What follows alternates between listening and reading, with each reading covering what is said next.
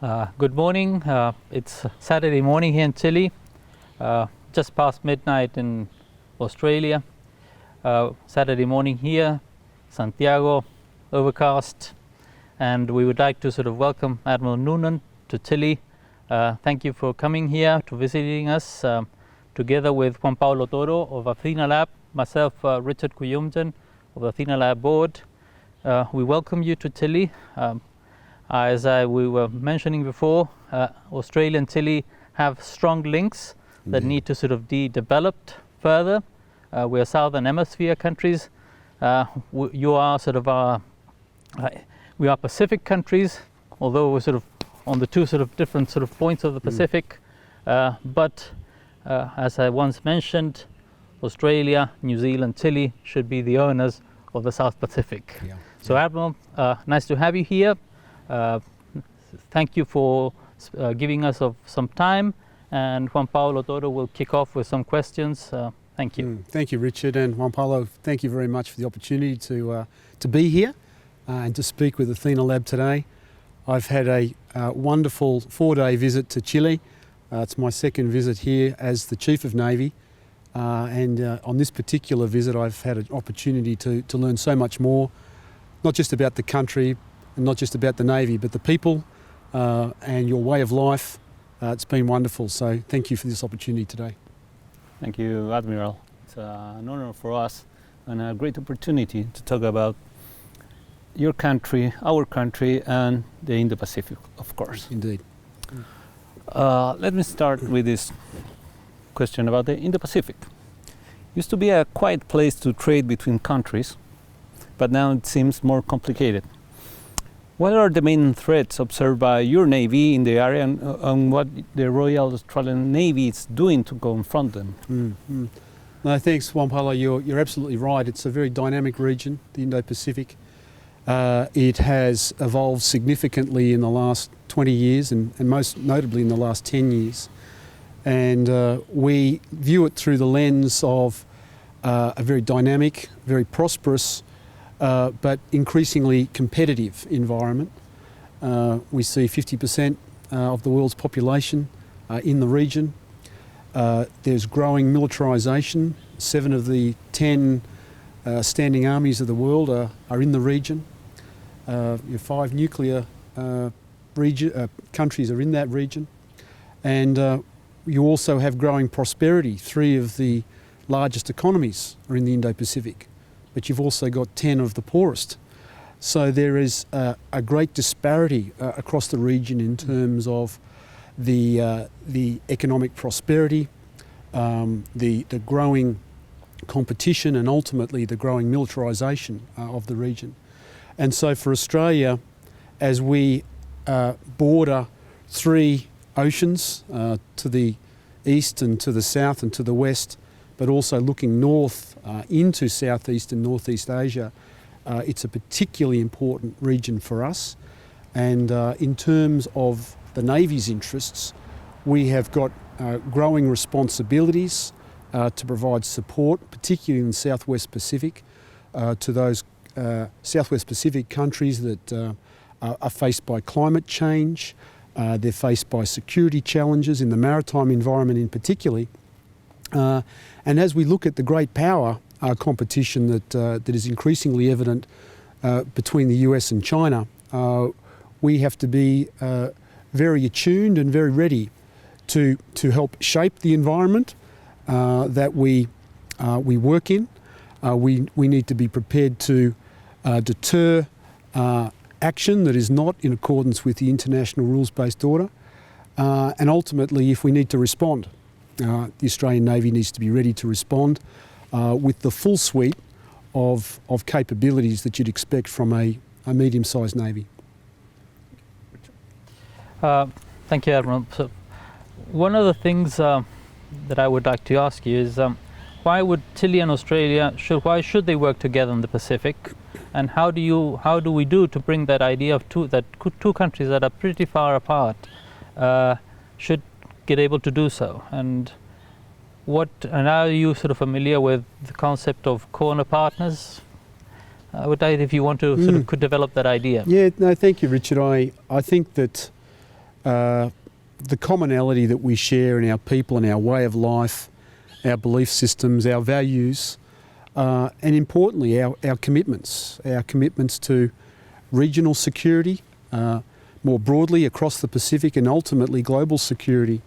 I think that Australia and Chile are natural partners in many ways, and certainly my personal relationship with the Chilean Navy, for example, over the last 18 plus years has been deep, it's been rich, it's been rewarding at a professional and personal level. And I had the opportunity this morning to sign a memorandum of understanding with Deputy Undersecretary Della Maza that looks to enhance military cooperation between our two countries in the years to come. It wasn't something that was difficult, it was something that was natural because we do share a very common view to the prosperity and the security of the Pacific and the world going forward. For me, I can't think of a closer partner on this side of the Pacific than Chile. Even though we are separated by the ocean, some would say it's a great distance. I would say it's the thing that unites us, is the Pacific Ocean. And I'm sure that in the years to come we will work closer and closer together. Thank you, Admiral. I think we've talked back in the past about sort of, at least myself, of our neighbours in the Pacific. Yes. And your neighbours in the Pacific are you guys, New Zealand, and the French Polynesia. Yes. And yes, and we do share all this big space of ocean, and also we've got the Antarctica. That's Indeed. we can sort of develop that idea later. Paolo. Thank you. Admiral, do you think the purchase of two Australian-made frigates by the Chilean Navy could represent the first step to seek a deeper cooperation between our armed forces, not only navies? I think so, Juan Paulo. I'd say it's a significant step on what has been a developing relationship between our navies and our armed forces. I was very proud to be part of the transfer of the two ships, ex-HMAS Melbourne and ex-HMAS Newcastle, now La Torre and Pratt, and I've had the opportunity to visit both ships over the last 2 days. And I can only say how proud I was to see not only the condition of the ships, but the pride that your men and women have in serving and taking good care of these ships. But more importantly, what it represents is an opportunity to operate more closely, greater cooperation, greater coordination between our navies. We have now very similar systems, and certainly, as Richard was alluding to, our responsibilities in the Pacific, if we're called upon at short notice to offer humanitarian aid or disaster relief or capacity building, or in fact if we have to work together in a time of heightened tension, we have a higher degree of understanding and commonality between our navies than ever before. And our routine encounters through exercises such as RIMPAC, through the Western Pacific Naval Symposium, I think will continue to get broader and richer.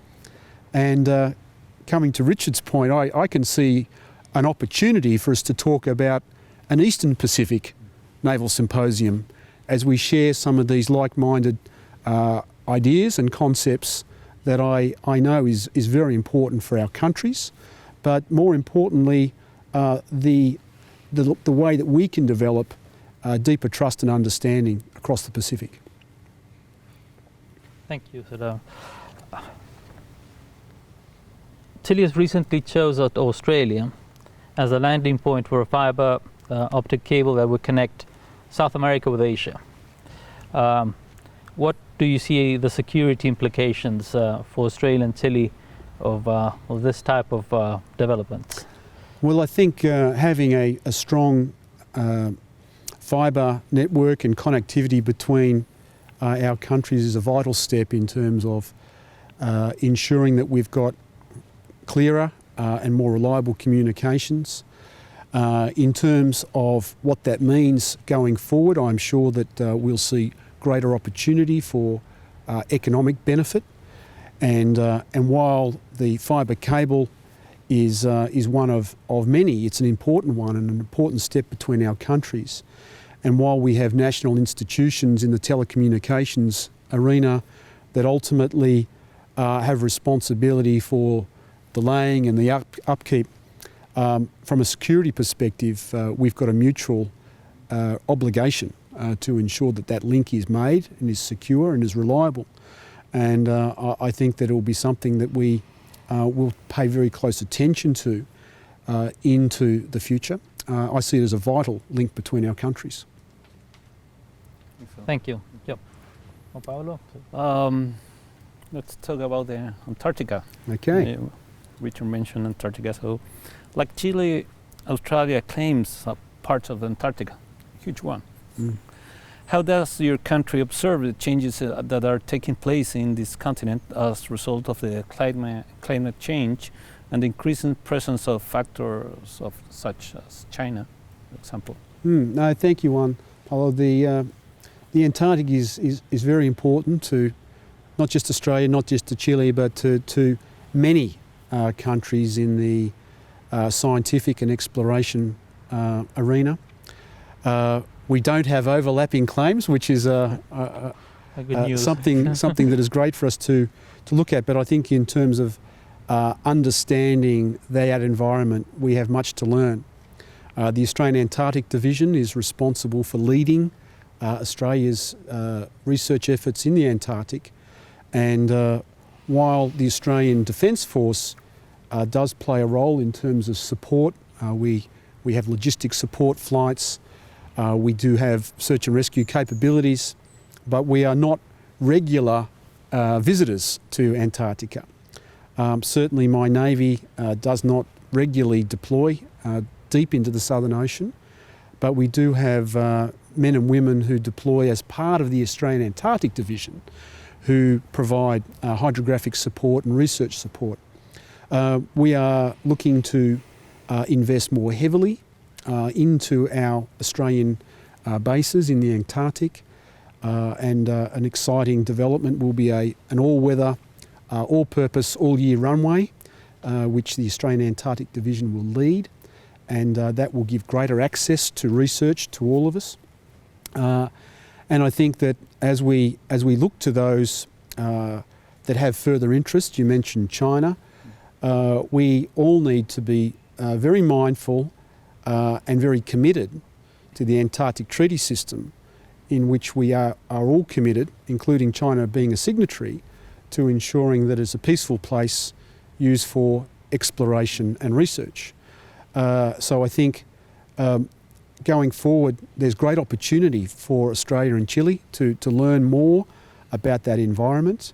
Having spoken with the Commander-in-Chief of the Armada de Chile, I'm looking for opportunities to train Australian sailors and officers in cold weather ice navigation, something we don't do routinely in Australia, but something in the future we may seek to do more of. Thank you. Well, thank you. Yes, I'm sure you sort of, in your visit to Chile, you went maybe as far as latitude 60 maybe now, pretty nearby. And I think when you guys sort of go as far south as Hobart, you get 45, maybe that's the maximum. So yes, I think Chilean Navy has been training other navies and navigational sort of capabilities and things that you need to navigate in the Antarctica. So I think that's a very good idea. That's one that brings both navies together. Absolutely. Now let me go a bit more Navy and not so strategic. Yeah, and it goes to your shipbuilding program.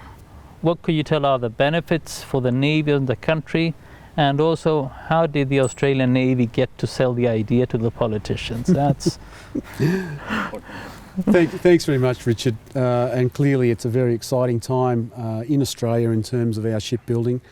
We have a long history of building ships in Australia, but it's been through a boom-bust cycle, and we've had 4 very significant periods of shipbuilding. what we've embarked upon now is the largest industrial undertaking that we've ever seen in our country in terms of setting a continuous commitment for shipbuilding into the future. The Australian government has a vision and a commitment to ensuring that we are able to build all of our warships into the future in Australia, and we've started that program now.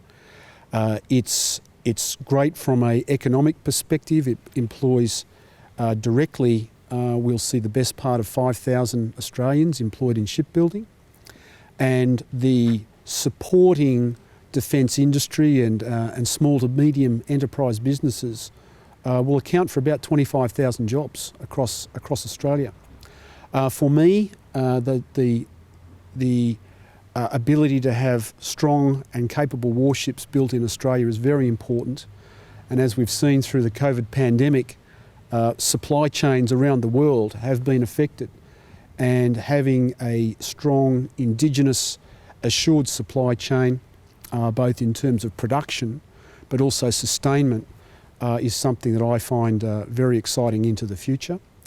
In terms of the government's commitment, we're spending 170 billion Australian dollars on the Navy over the next 10 years, and 90 billion of that is directly related to new ships. We've commenced building our new offshore patrol vessels, the first 2 built in South Australia, the remaining 8 will be built in Western Australia. We've got advanced design work for our new Hunter-class frigate, which is based on the Type 26 Global Combat Ship, and we will start production of that ship in 2023. We've started prototyping, and we've got the shipyard itself is in operation, and we are continuing to do great work in establishing the production of our next generation submarine, which will be the Attack class submarine, when we're working with the French company Naval Group for the design of that submarine, and we will build 12 submarines in Australia.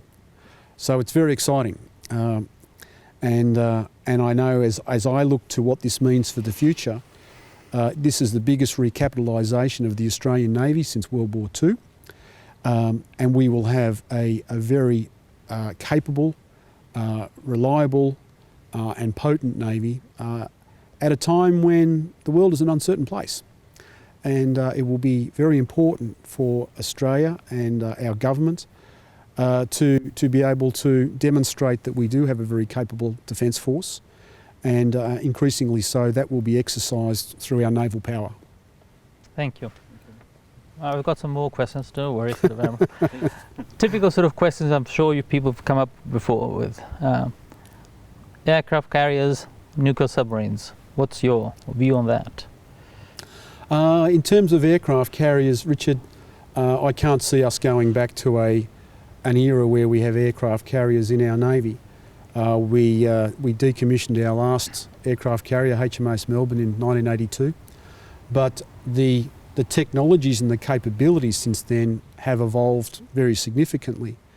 We've recently, in the last 8 years, commissioned our 2 LHDs, HMAS Canberra and Adelaide, and their ability to project power, naval power, into the region and more broadly is very significant. Those ships are bigger than HMAS Melbourne was, and they carry not just helicopters, but they have an impressive array of equipment that we can embark at short notice to provide HADR support in the region. We could project amphibious landing forces if we needed to. We can operate as a task group and deliver task group effects within the region. And so the effect that these LHDs provide is arguably more impressive, greater reach, and more flexible than an aircraft carrier would have. But air power is important, and this year Australia is celebrating the 100th anniversary of our Air Force, and we are currently in the process of moving to the F-35 Joint Strike Fighter. We have a number of the aircraft already in country, and we will grow to a force of 75. And we are already doing some very advanced and complex interactions between the F-35 and our new air warfare destroyers. Their systems are very compatible, and the Aegis combat system combined with the fifth generation technologies in the Joint Strike Fighter give us a degree of maritime strike and maritime domain awareness that we've never seen before. So while I don't think we will see aircraft carriers of the past, our ability to deliver maritime defence is greater than ever. Will we see the F-35s on your ships? I don't think so. No? Oh, okay. I don't think so. It's a great question, and certainly it would be possible to put the F-35 on the LHDs. We'd need to do a little bit of work to strengthen the deck, and clearly some of the aviation aspects would be required, but we don't have any plans at all to do that at this stage. And submarines? What's your view there? Submarines, well, clearly submarines are a very important strategic asset, both in terms of deterrence, but in terms of tactical operations. We are moving from a fleet of 6 Collins-class submarines built in Australia to a fleet of 12 attack-class submarines. And I am very confident that the attack-class submarine represents and will be the most capable conventionally powered submarine in the world. And at this point in time, the Australian government is committed to conventionally powered submarines. But should that position change into the future, clearly we would need to reassess what our options are. As we see the growth of the submarine fleet within the Indo-Pacific, we need to ensure that we have capable submarines that can match and perform as part of a task group, as part of coalition activities, but ultimately to provide that very important deterrent effect that submarines do. So while there is a significant difference between the capabilities of a nuclear-powered submarine and a conventionally powered submarine, in many ways they have complementary capabilities as well. So as I look to how we would operate with our allies and partners who might be operating nuclear-powered submarines, I'm very confident that we have a very important strategic role to play with the attack-class submarines that we're bringing into service into our Navy. Thank you. We haven't finished yet. No, I've got more for you. I've got more for you. I would say, yes, you're pretty right that this is the biggest naval construction plan that has been sort of set up in Australia, developed in Australia, sort of. And how did you guys manage to sort of? Was it the politicians, the situation, your sort of the world setup, or was it the Navy's smart enough to sort of sell this? And because I'm going to the narrative section, yes.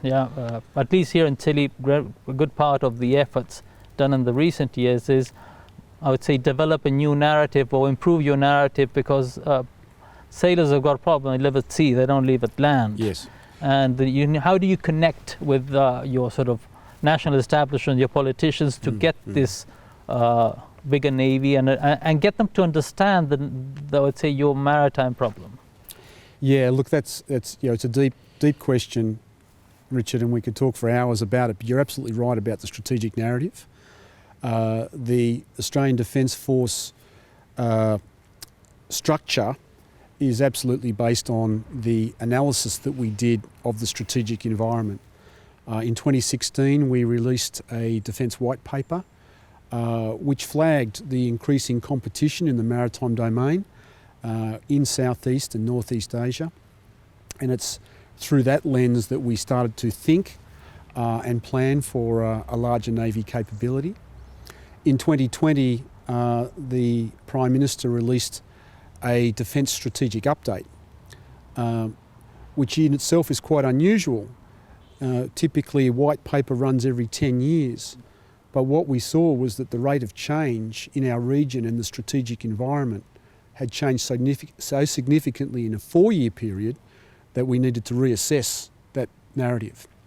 And with the release of the strategic update in 2020, the government determined that we should also revisit our force structure plan, and has, through that, made the commitment of $270 billion over the next 10 years to the defence enterprise.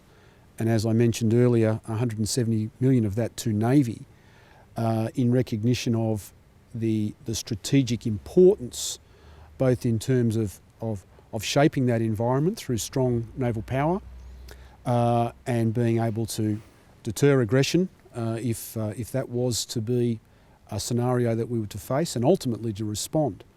So as we work through that program, the size of my Navy will essentially double in length and double in displacement. And so the part that you referred to there in terms of my shaping as the Navy's capability manager and advisor to government, being able to demonstrate to government that the capabilities that we needed to be successful within that strategic environment, we've had to be very mindful and very deliberate, but also very focused on ensuring that the capabilities that we seek for the future can be delivered today. As you well appreciate, building ships and submarines takes time, and some would argue that the strategic environment is changing so quickly. Is how do you keep pace with that? So one of the things that we are investing deeply in our current fleet is to ensure that we've got an evergreening approach to technologies, that we're bringing new technologies into our current fleet, which will de-risk the future fleet that we're building. And certainly as we're looking at things like the upgrades to the software of our combat systems in our destroyers, as we go through the life of type extension of our submarines, the current class, we will be using systems now in the current submarines that will be part of the production of the next generation. And so it's not just all about the future and shipbuilding, it's about ensuring that the current capabilities continue to evolve against the changing environment and against the changing threat. Thank you. 2 last questions. You always talk about your warfighting thinking Australian Navy. Could you develop a bit that idea? And the last question is, you start thinking about it, is when Admiral Barrett handed over the Navy to you, you said on that ceremony that he was the father of the 21st century Australian Navy. So the question is, what's your legacy going to be? What your legacy you want it to be?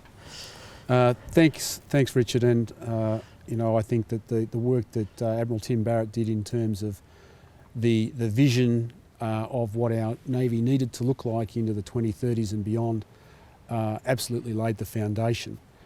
He was at the leading edge of the approval processes for our Hunter-class frigates, for our attack-class submarines, our offshore patrol vessels. He spent a lot of time thinking about and writing about the importance of the Navy to the Australian nation, and sought to educate and shape people's thinking around the importance of the Navy. So when I came into command in July 2018, I had a great platform in terms of the shaping of the political environment and the force structure.